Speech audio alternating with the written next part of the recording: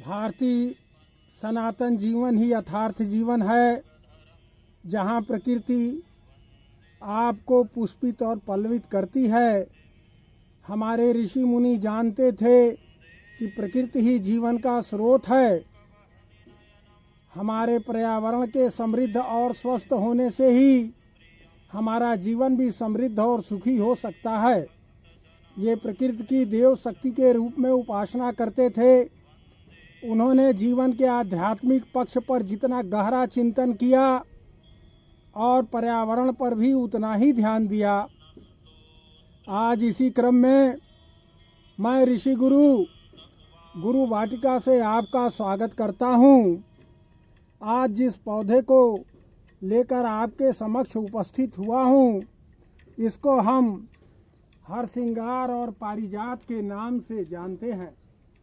यह पौधा देखने में बाह्य रूप से जितना सुंदर दिखता है, आंतरिक रूप से उतना ही गुणकारी है। धन्य है यह भारत भूमि। यहाँ वास्तव में देवभूमि है, जहाँ इतने औषधि पौधे स्वयं से उग जाते हैं जो कहीं अन्यत्र नहीं मिलते। तो आइए हम चर्चा करते हैं इसके औषधि गुणों के संदर्भ में। ऋषियों के वरदान में प्राप्त यह पौधा औषधि गुणों से बहुत संपन्न है। साटिका में,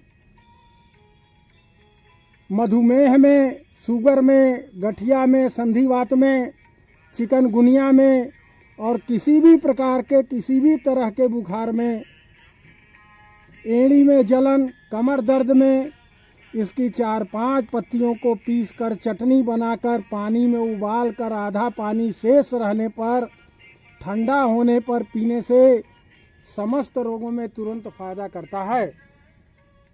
इतना ही नहीं, हृदय रोग और दिल की बीमारी में भी यह लाभप्रद है। कफ जनित रोगों के लिए रामबाण से कम नहीं है। यह सर्दी, जुखाम, खांसी, बुखार की अचूक औषधि है। इसके 2-4 पत्तों को तुलसी दल और इसके एक फूल को पानी में उबालकर हर्बल टी की भांति प्रायः उपयोग में ले आने से वंशानुगत गठिया संधिवात से मुक्ति मिल जाती है तथा ब्लड में शुगर की मात्रा को भी, लेवल को भी यह नियंत्रित करता है। ज्योतिष शास्त्र के अनुसार जिसका चंद्रमा कमज़ोर है और उसके फूल को वह अपने पास यदि रखता है तो शांति और शक्ति का स्रोत भी है और उसको अच्छा लाभ करता है तथा वाणी भी नियंत्रित रहती है। वास्तु शास्त्र में हरसिंगार को प्रभावशाली यंत्र के रूप में माना गया है।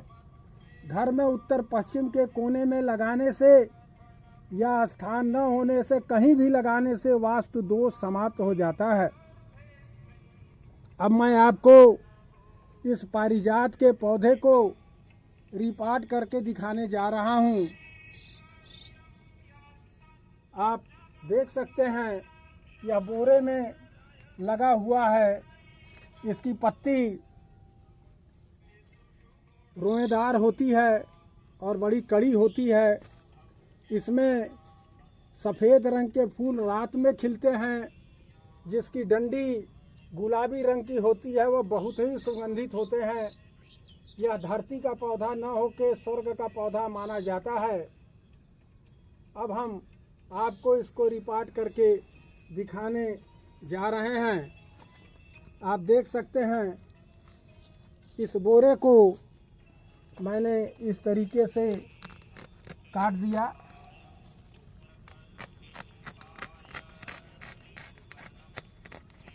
क्योंकि यह बोरा काफ़ी पुराना हो चला था।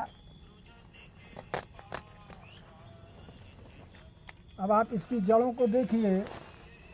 आपको यह भी विश्वास दिलाना चाहता हूँ कि इस पौधे को उठा लेने के बाद भी, बोरे में लगने के बावजूद भी इसकी जड़ें इसके मट्टी को नहीं छोड़ती और ये पौधा अपने मट्टी और अपने बल पर देख लीजिए कितने आराम से खड़ा है। इसकी मट्टी छोड़ती नहीं है जड़ों को मित्रों। आप देखें इसी तरीके से मैं इसको भी काट दूंगा।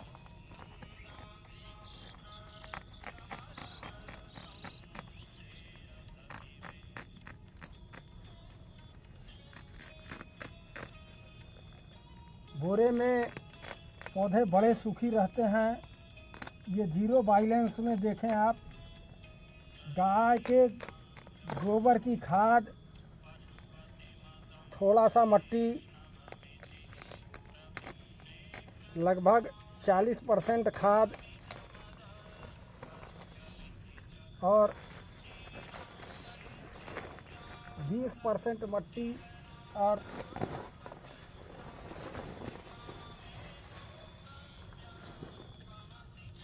40% मट्टी और 20% बालू मिला के आप इस पौधे को आराम से बोरे में, गमले में, घर पे कहीं भी लगाइए। बहुत ही लाभदायक पौधा है। अब आप इसकी जड़ों को देख लीजिए। ये मैं आपको खूब आराम से दिखा देता हूँ। अब मैं इसकी रूट कटिंग करके आपको दिखाऊंगा, इसलिए कि इसकी रूट बाउंड हो गई है नीचे की तरफ। आप देखें मित्रों,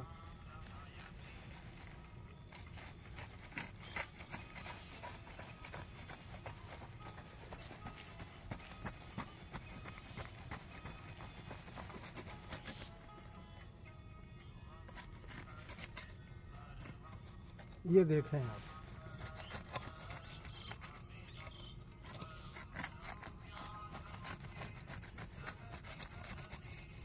ये देखें मैंने इसकी रूट की कटिंग कर दिया है। अब ये पौधा इसमें काफ़ी हाइट तक जाएगा और फिर जब 6 महीना साल भर में इसका बोरा सड़ेगा या फटेगा तो मैं इसको पुनः चेंज कर दूंगा। ये आप देखें, इस तरीके से इसकी मट्टी को आप इसी में मिला लें। इसको थोड़ा चलनी की सहायता से चाल लें।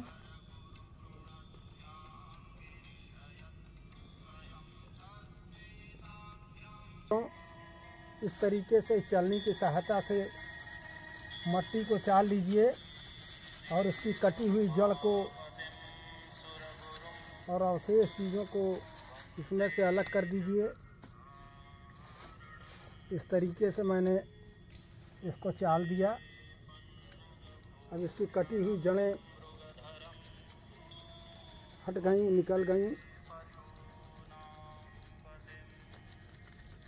ये आप देख सकते हैं, मैंने इसको लगभग चाल दिया है। ये देखें, और पुनः इसी मट्टी को किसी नए बोरे या दूसरे बोरे में भर के, जो बोरा को स्वस्थ हो। आप देखें, इसको मैंने चाल दिया। चालने के बाद इस तरीके से इस बोरे में मैं इस मट्टी को भर दूंगा और भरने के बाद इस पौधे को उठा के पुनः इसी में स्थापित कर दूंगा।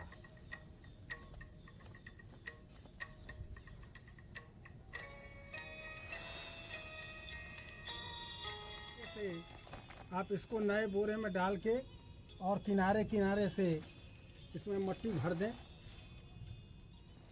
और ये पौधा पुनः नए तरीके से आपके घर की शोभा भी बढ़ाएगा और आपको औषधि लाभ भी देगा।